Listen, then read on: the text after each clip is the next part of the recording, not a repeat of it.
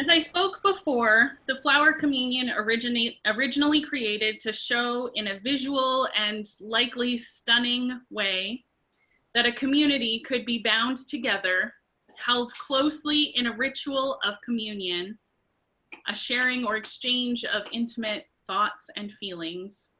Not only were Reverend Chepak's congregants asked to share flowers with their church community, have them consecrated or made holy, the flowers were then again passed back out to the community.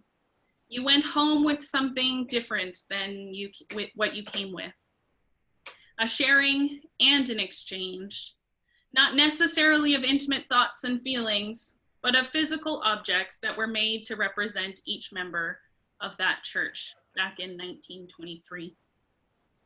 As we had the opportunity to meditate on our flowers, pondering where our centers lie, what we are digging deep into our own nourishment, and stretching out to our aspirations, we also got to see the flowers of those in our community, visual representations of their deep center, their nourishment, and their aspirations.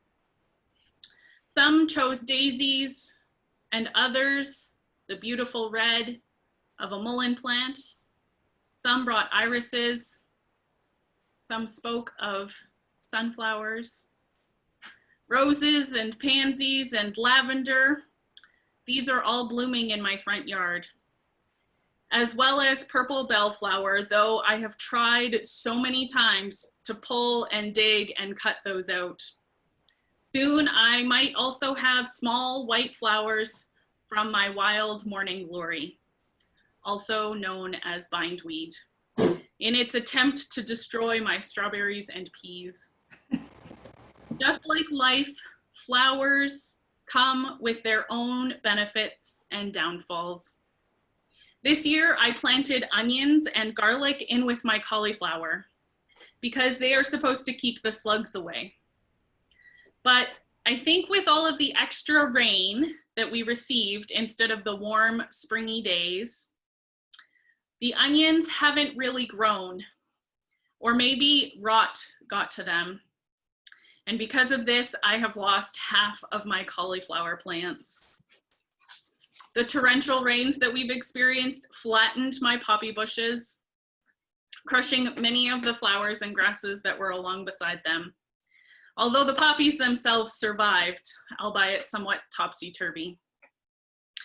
Around the neighborhood, we see the ghosts of tulips, daffodils, and lilies, now only tall green stalks sticking out of the ground, slowly withering back down to bulbs. Many, many plants growing in sideways or falling over because the stems have become too weak to hold up their heads. Direct sunlight has burned so many of the leaves, and rain knocked off the petals.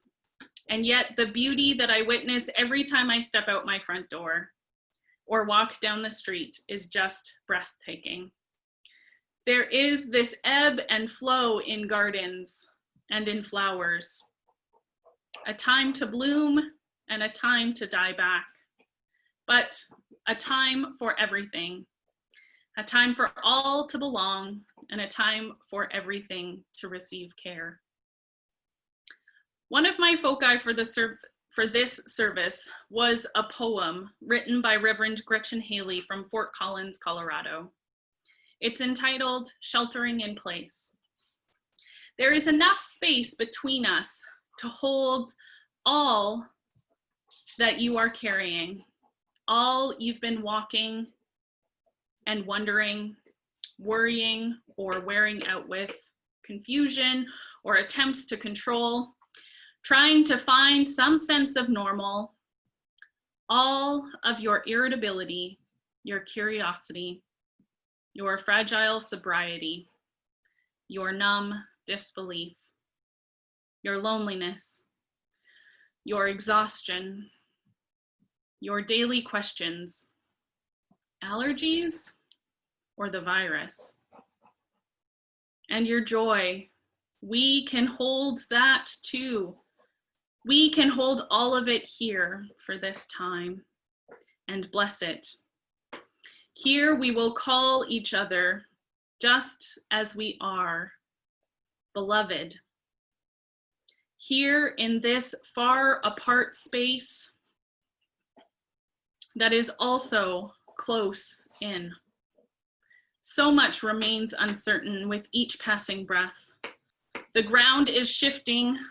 All we can say for sure is that we are caught in the tangled blessing of life, of gratitude and grief, together, like always, except more. With all the forces of spring and the spinning of the earth, we are turning and becoming and beginning again, offering ourselves like the crocus flower, breaking through the wild beauty, ready for whatever comes next. As we sit alone in our living rooms or at our computer desk, perhaps on our cell phones or our tablets, on the patio, or maybe even on a bike ride, holding all of the struggles that we are experiencing, all of the joys we are drinking in, struggles to find balance in the uncertainty, community in the distancing, and gratitude amongst the grief. Let us remember that we are still connected deep in our souls through a web of connection, perhaps through the soles of our feet and amongst the roots that we stretched out through the energy of our toes. I've been listening to Brené Brown read her book, Daring Greatly, how the courage to be vulnerable transforms the way we live, love, parent, and lead. I've been listening to it for the last couple of weeks now. And her chapter on vulnerability armory, she speaks of isolation that feels particularly appropriate for our lives right now. She says, "We believe that the most terrifying and destructive feeling that a person can experience is psychological isolation. This is not the same as being alone. It is a feeling that one is looked out for it is a feeling that one is looking out for the possibilities of human connection and of being powerless to change their situations. In an extreme example, psychological isolation can lead to the sense of hopelessness and desperation."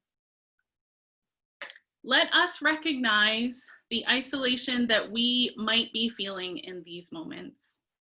Times of sitting alone with a computer or 6 feet distance between you and all those around you. We have the power to connect. We just have to receive those opportunities. Tea with the minister, calling up people that you know and haven't heard from in a while, small group discussions, spirituality practices, or maybe writing groups. There are so many ways for us to connect on a deeper and more vulnerable way during these times. Let us stretch into the space that is holding us apart and allow ourselves to grow into it. We are not sitting together, but there is enough space between us to allow for all of that energy. There is enough space between us to allow for new growth. There is enough space between us to allow for change. Many of us today do not feel immediate fear, concern, or restriction from the COVID virus. And yet we are still staying at home, staying apart, helping to keep the curve flat, and showing support to those in other areas more severely affected. Making space for the staff in hospitals, making space for the workers in grocery stores, making space for everyone to be safe.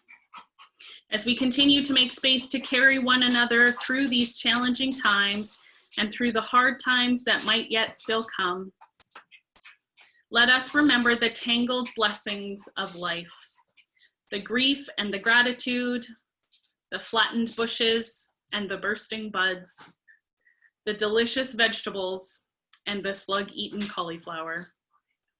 Let us remember that we can take up space that is being created in our distancing and find connection in deeper ways that we might have struggled with before.